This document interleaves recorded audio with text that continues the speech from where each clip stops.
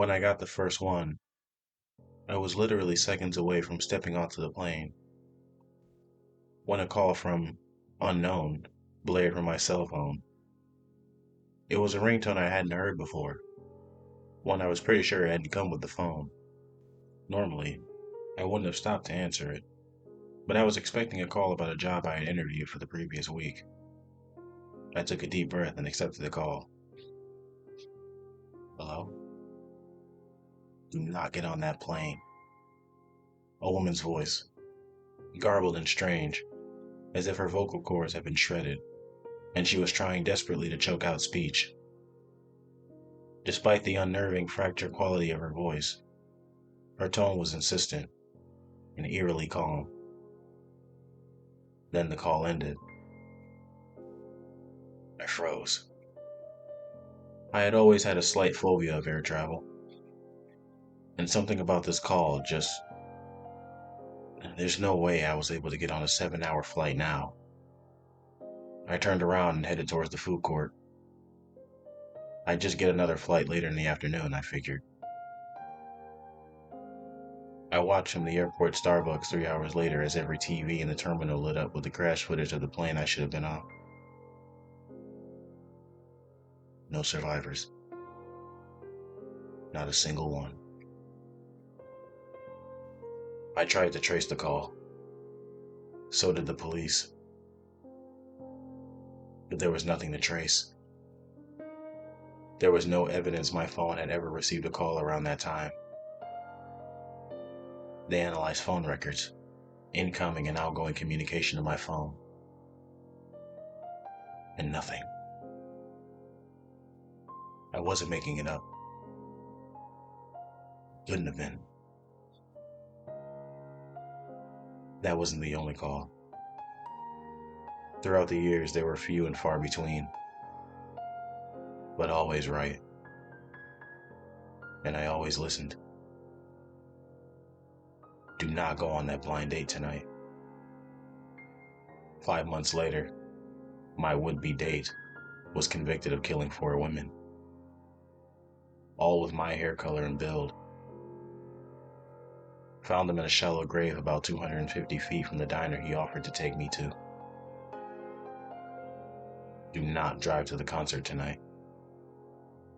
18-wheeler lost control and plowed into a line of cars. Every driver was crushed. Every driver was killed. In the same stretch of freeway I would have been driving down. No matter if I got a new phone, if I moved across the country, the calls would still come. I could almost feel the presence of whatever it was, whatever it is, watching over me. I imagined being at the bottom of the freezing ocean, still trapped into my couch section plane seat, or being in that mass grave across from the diner, or watching an 18-wheeler skidding towards my car, knowing death was imminent, and I'd get this tightness in my chest. I think about how thin that line was, how close I'd gotten. If I hadn't had a job interview I was waiting to hear from back then, I'd have never listened to that first call, and that would have been it for me. I always felt like something was coming for me, but there was always this fractured, warped voice with these calls that never seemed to exist after I heard them. Self-destructing warning signals, rotting away before my eyes, and I was alive. I had a bad feeling about this cruise. I had planned it as a girls' week out with some of my old friends from college, and some was looking forward to a week in the tropics in the dead of winter. But part of me could almost sense that the call was coming. Maybe I'd watched Titanic one too many times, but there was a little nagging fear from the start. I hoped it would be fine. but I knew that if something was going to happen, I get the call. I know.